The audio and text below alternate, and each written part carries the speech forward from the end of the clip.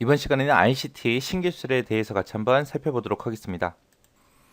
자, 첫 번째 클라우드 컴퓨팅이요. 클라우드 컴퓨팅이다. 그럼 뭘 얘기하냐? 하드웨어가 됐든 소프트웨어가 됐든 이런 거를 자신이 필요한 만큼 빌려 쓰고 사용 요금을 지불하는 방식을 보고 우리가 클라우드 컴퓨팅이라고 해요.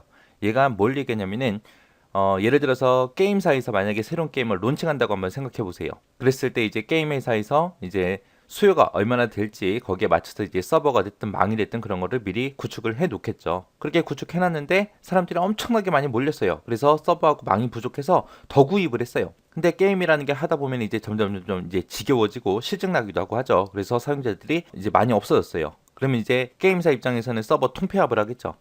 통폐합을 그렇게 하고 하다 보면 서버하고 망이 많이 남겠죠. 그럼 이제 그게 다 돈이잖아요. 그죠? 그래서 대규모로 구축해둔 그런 서버를 내가 빌려 쓰는 거예요.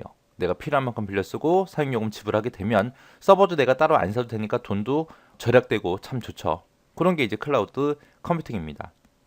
얘는 이제 서로 다른 물리적 위치에 존재하는 그런 컴퓨터 자원들을 가상화 기술로 통합시켜 놓고 인터넷상에서 서버를 통해서 네트워크든 데이터 저장이든 콘텐츠 사용이든 이런 서비스를 한꺼번에 다 사용할 수 있는 게 클라우드 컴퓨팅입니다.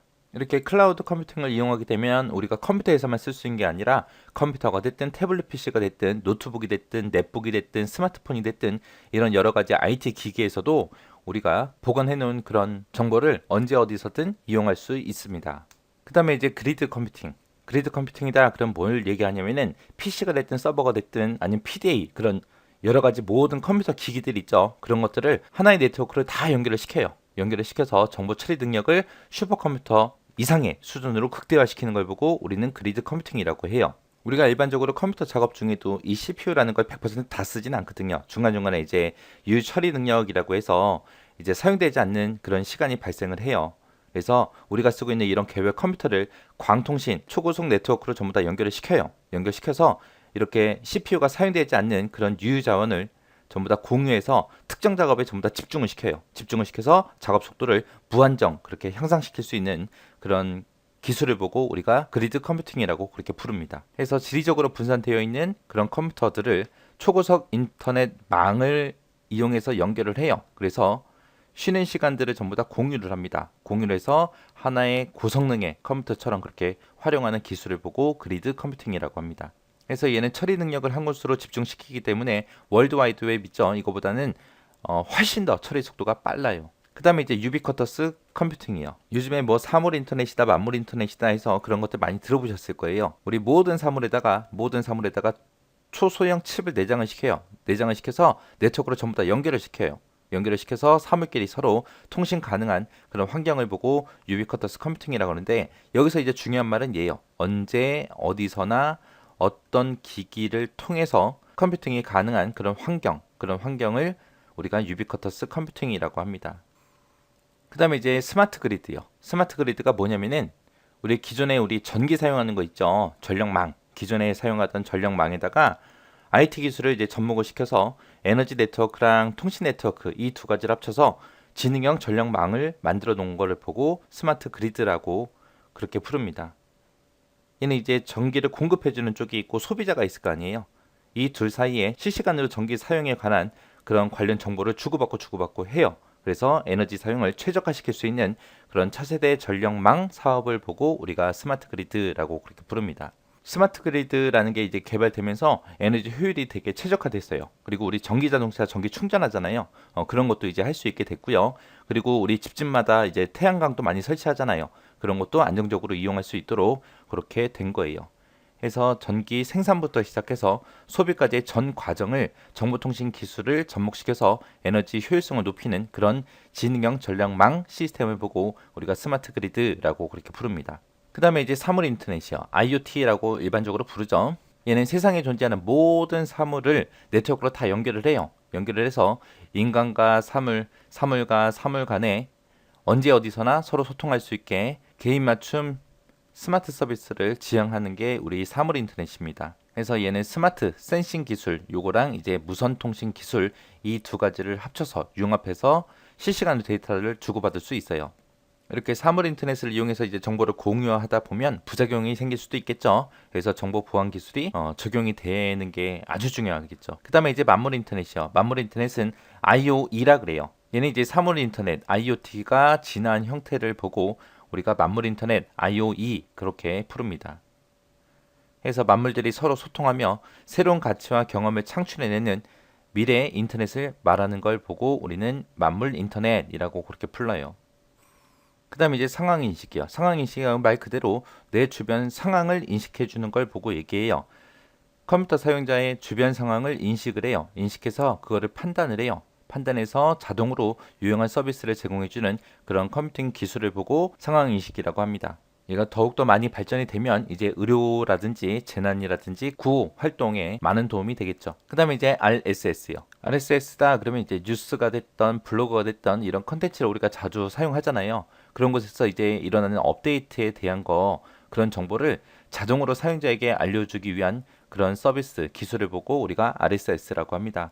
RSS라는 거는 뭐 요즘에 많이 쓰기도 해요. 내가 관심 있는 사이트가 됐든 카페가 됐든 그런 곳에다가 링크를 걸어 놓으면 업데이트가 되는 대로 나한테 전부 다 알려줘요. 그 다음에 이제 트랙백이요. 트랙백이라는 거는 다른 사람의 글을 읽고 내가 만약에 거기다 댓글을 달고 싶어요.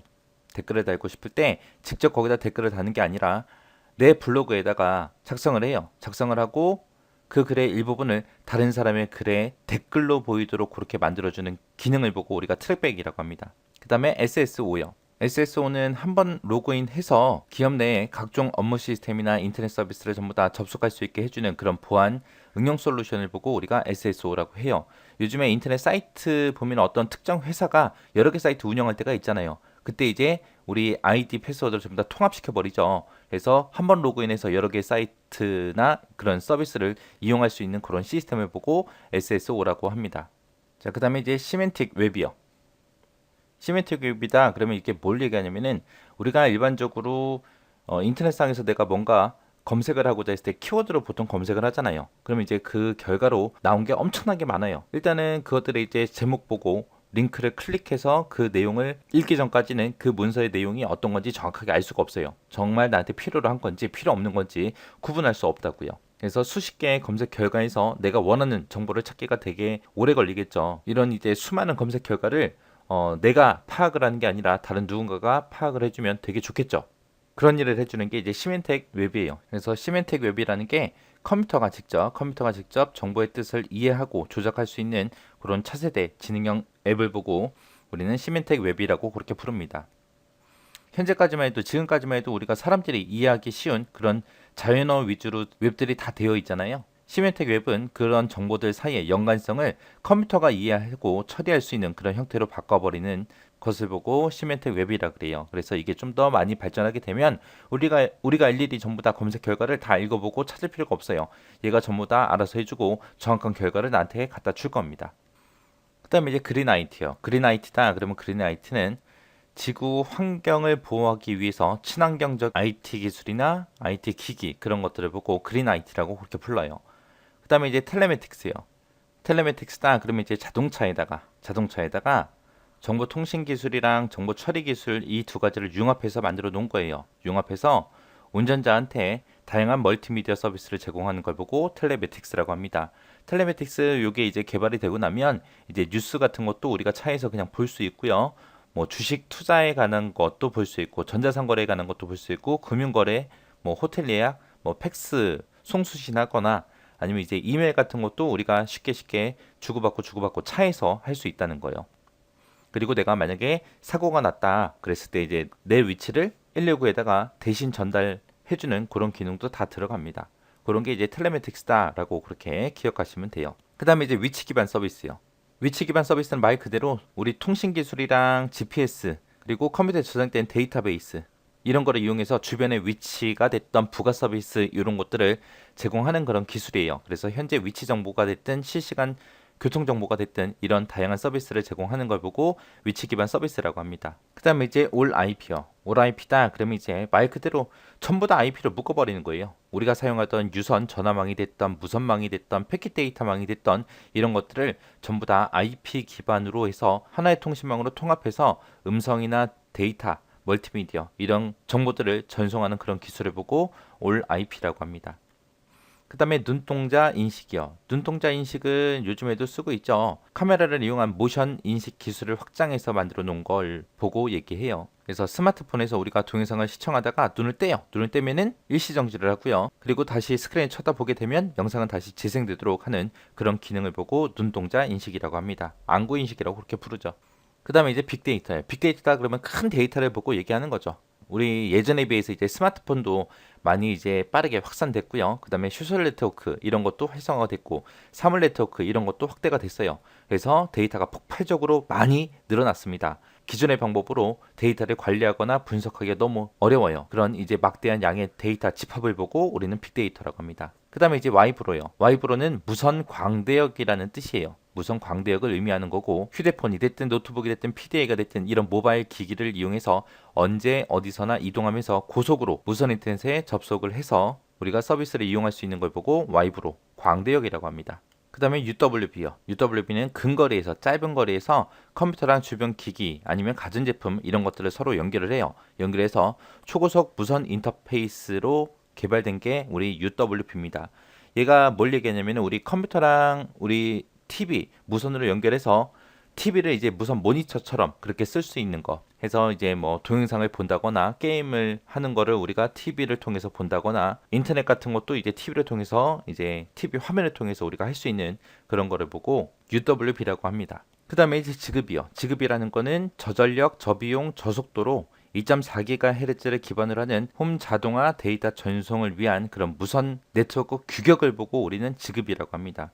무선 규격이에요. 무선 규격. 규격을 보고 지급이라고 하고요. 얘는 전력 소모를 최소화한 게 특징입니다.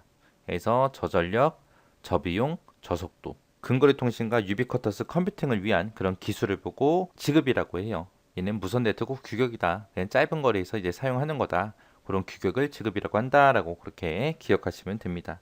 자, 이렇게 해서 ICT 신기술에 대해서 같이 한번 살펴봤습니다. 이 내용은 예전에는 많이 안 나왔어요. 근데 요즘에 조금씩 이제 나오기 시작했거든요. 나오기 시작했으니까 앞으로도 출제될 가능성이 좀 높아요. 그러니까 각 용어별로 특징들 그것들 좀 정리 좀 하시고 뭐가 뭔지 구분할 수 있을 정도로 그렇게 학습해 두시면 될 것 같습니다.